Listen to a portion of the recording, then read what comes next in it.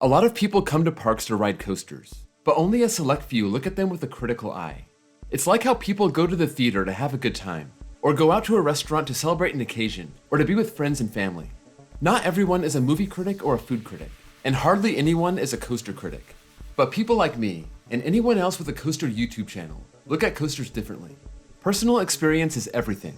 Where you sit on the train, the time of day, and the weather play a big role in your experience. Plus, memories are made, but memories fade.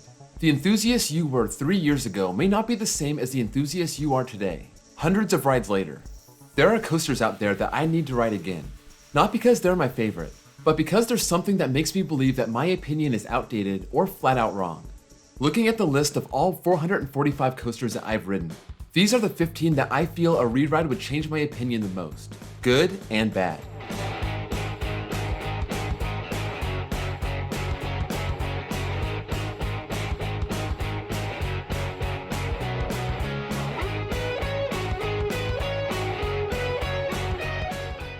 I can't have a list without honorable mentions.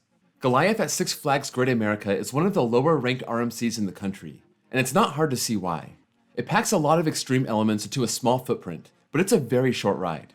I've ridden this about 10 times, and I've enjoyed each and every one of those rides, but the last one came in October 2017. I've ridden a bunch of new RMCs since then, and I keep dropping this in my rankings. But maybe if I ride it again, it'll remind me why I used to have this ranked so high.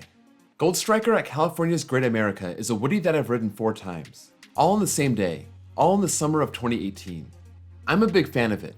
I liked it more than Railblazer, which is a weird opinion, but getting that second trip to the park, whenever it reopens, could change my mind. Impulse at Knoebels is a zero tower coaster that I've only ridden once, in a rainstorm. I don't think I'm gonna love it, but getting a ride without the distraction of rain would be nice. I rode the Incredible Hulk at Islands of Adventure 9 years ago, and I remembered it as a pretty good B&M looper, but I really wasn't looking at it seriously. Plus, it got an entirely new set of track between the 2015 and 2016 seasons, and I'd love to try that out. Finally, Flight Deck at Canada's Wonderland is known as one of the worst Vekoma SLCs in the world. I rode this one time, and I was able to get the front row, so I didn't think it was that bad. I want to ride this in the back, where I usually ride SLCs, to see if this is as horrible as people say. I apologize to my head in advance. Number 15. New Mexico Rattler at Cliffs Amusement Park. Before I got back into coasters and social media, I took a road trip from California to Texas in the summer of 2017. About halfway to Arlington, we passed through Albuquerque, New Mexico, and hit up a small amusement park called Cliffs, home to one of CCI's last wooden coasters, the New Mexico Rattler. We lapped this thing probably 6 times, and it was a very impressive coaster for such a little park. But how does it really compare to other wooden coasters that size that I've ridden? It's hard to say. It's pushing 4 years ago, and I wasn't really looking at it with a critical eye, nor had I ridden a whole bunch of coasters at the time to compare it to. If and when Cliffs reopens in 2021, I pass through Albuquerque all the time, and I'd love to stop by and get some re-rides. Number 14. Mighty Canadian Mindbuster at Canada's Wonderland. Trying to pick up all the credits at Canada's Wonderland is a grind for any first-time visitor. They have a lot of coasters that are hard to take. One of the very last coasters that I rode that day in 2018 was Mighty Canadian Mindbuster, and I thought it was god-awful. It had a promising out-and-back layout with a helix finale, but it was so unbearably rough, and I immediately put it as one of the worst coasters that I'd ever ridden. A lot of people didn't agree with this. Canada's Wonderland expert Amusement Insiders confirmed that in the last couple years, they reinforced the first drop and the drop off the turnaround. I've heard accounts that it was running better than ever in 2019. A smoother Mindbuster experience might be a solid ride, and I'd love to get back and experience it. Number 13. White Lightning at Fun Spot Orlando. I got about 4 rides on this back in October 2018, but I feel like I did Fun Spot all wrong. These parks are open late to take in the crowds leaving Disney and Universal and looking for something else to do. This is when the park gets a little more crowded, and the rides have been warming up all day. So here I am, like a genius, coming to the park when it opens on a Sunday morning. White Lightning is a walk-on, running slow, giving no airtime. I'd love to get some afternoon and night rides on this GCI with a full train, to see if it runs any faster, and maybe it'll launch me out of my seat a few times. This also got some Titan track from GCI, and I heard it runs great in that section, so I'm curious to try it out myself. Number 12. Twister at Knoebels. I talk about this coaster a lot these days, and it's been well documented that I'm not a fan. This is a very unpopular opinion. It's understandable. I seem to only visit Knoebels when the park is dead and it's raining. And I got one ride on Twister on each of my 2 trips. The full Twister experience needs to be had on a hot day with a full train. And maybe then I can feel all these forces that this wooden coaster apparently has.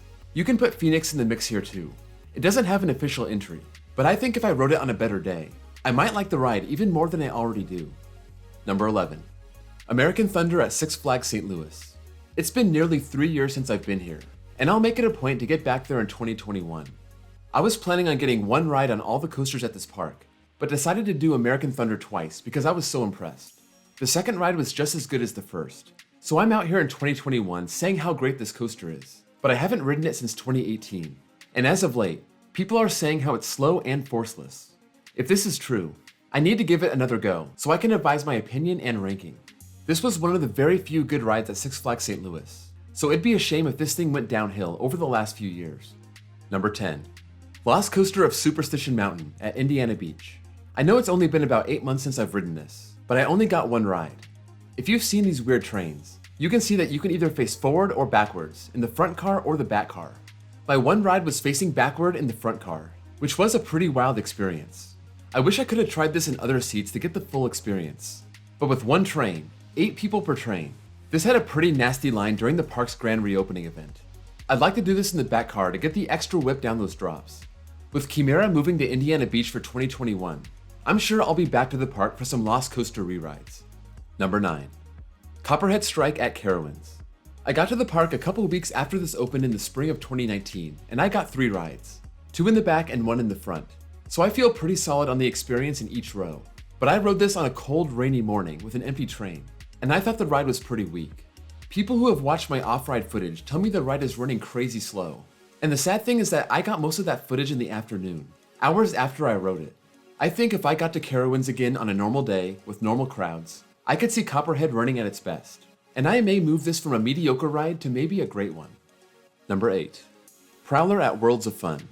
I was pretty hyped for this Woody when I got to the park for the first time in July of 2018, thinking it could be a top-tier GCI. My 2 morning rides were pretty bad. I actually said that Timberwolf was a better coaster at first. Before I left in the afternoon, I rode 2 more times, and I was much more impressed. It really needed to warm up. There were a few more people on the train later in the day. It was just an overall better experience. But everyone sells me on the night rides, and I can see why. This runs out into the woods where it's pitch dark, and I'm sure the ride feels like it's going 100 miles per hour. Now that Worlds of Fun is my home seat or fair park, I'll make it a point to go on a day where I can stay till close, and I'll get that Prowler night ride, and see if I can move this up in my rankings. Number 7. Viper at Six Flags Great America. Here's a Woody where the train seems to run the train backwards more often than not. 2013 in August and 2017 in October, I rode this backward. And June 2016 was the only time where I was at the park where I got to ride it forward. And this is the trip where I really started to love the ride. Again, it's been well over 3 years since I've ridden it, and a lot can change with a wooden coaster in that time. Has Six Flags been keeping it running well? Some people say no. I hype up Viper quite a bit on this channel, and I think I definitely need to get back there and make sure my opinion is still valid. Number 6. Screamin' Eagle at Six Flags St. Louis. I heard good things about this before I got to the park, and I made this my second ride on the day that I was there. Not really by choice. It was one of the few coasters that was open when the park opened. It has a good, long, out-and-back L-shaped layout, running along the hillside, completely surrounded by trees. I came off thinking it was nothing special. No forces, not too rough, but just nothing that I felt like I needed to ride again. After hearing how much people love this ride, I wish I did give this another shot later in the day, just like I did for the Boss. I said I was getting back to Six Flags St. Louis for American Thunder, so here's another Woody that I can add to the list. Number 5. Boulder Dash at Lake Compounds. When I got to ride this, I wasn't concerned about any of the circumstances. It was closed for the entire day and opened up for the final 2 hours of operation, and I got 3 rides all over the train. My rides came right before close, but the ride was still running cold from being closed all day. I don't think there's anything that can be done about the roughness, but maybe if I got a ride where the train was running faster, I would have felt some of the forces and the airtime at the end, and that could really boost my opinion of the coaster. Number 4. Predator at Six Flags Darien Lake. Coming down the first drop, I was thinking, I'm gonna want a second ride. By the time it was over, it was my new number 1 worst wooden coaster. I think the layout is very strong, but it was just insanely rough. Darien Lake announced a deal with GCI to retrack some, if not all, of Predator. and that could rocket it out of my cellar and maybe make it my favorite ride at the park. I don't know how this Titan track will improve it, but if it helps it run smoother and maybe faster, it could be great. Number 3. Lightning Rod at Dollywood. I waited 3 years between my first and second rides on this RMC, and I finally got to experience it in the front and the back. Those 3 years made a big difference. The ride got rough, and the launch wasn't as fast when it reopened. Right now, the park and RMC are replacing huge portions of the track with steel iBox track, and this should really smooth out the rough spots, and it may support the faster speeds it ran with in 2016. This renovation of Lightning Rod could propel it back into my top 5. It definitely couldn't hurt. Number 2. Boardwalk Bullet at Kemah Boardwalk. In June of 2018, I made my one and only trip to the Houston Boardwalks, part of a day when I went to 4 parks in Texas in the same day. I didn't have a lot of time to spare. I had time for one ride, and it was right after it opened. The train was maybe half full. I thought it was a good, fast-paced coaster, but I didn't walk away thinking it was anything great. Now I'm seeing other coaster people put this near the top of their wooden coaster lists, and now I'm thinking I rode it at a bad time. Maybe if I can swing some rides later in the day when it's warmed up, it'll be amazing, and at least move up from its current ranking as my 29th favorite wooden coaster. Number 1. Hollywood Rip Ride Rocket at Universal Studios Florida. I was the ultimate GP when I rode this in January 2012. I had been a coaster enthusiast 10 years beforehand, but I completely ignored the coaster world between 2003 and 2015. I found myself at the Florida parks for my honeymoon in 2012, and on my day for Universal Studios, I was drawn to this massive roller coaster with a vertical lift, a non-inverting loop, and onboard sound. We lapped this thing over and over again, picking different music each time, and it was one of the most fun experiences I've ever had on a coaster. I had this ranked pretty high because of this, but man, this thing gets torn apart by coaster enthusiasts. It does have a lot of brake runs, so it can run so many trains, which kills any momentum the ride has. And apparently, it's super rough now. I rode this in its 4th season, so maybe it was better then. But I haven't ridden it in 9 years, so it could have gotten way worse. I have this as the number 1 coaster that I need to get another ride on to revise my opinion. One coaster I have a ton of rides on, but I'm missing that one magical ride, is the Beast at Kings Island. I've ridden this all times of day, except at night.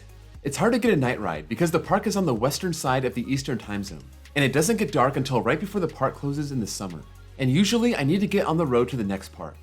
I was gonna get some night rides last April during Orion's opening, but that never happened. I don't think it would change my opinion of the ride itself, but it's an experience that I've wanted to get for more than 20 years. That does it for the coasters that I need to re-ride.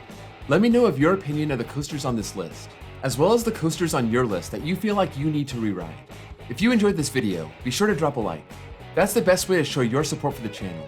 And if you're new here and love coasters and rankings, be sure to subscribe and hit the bell for more content just like this. Thank you all for watching, and I'll see you all next time.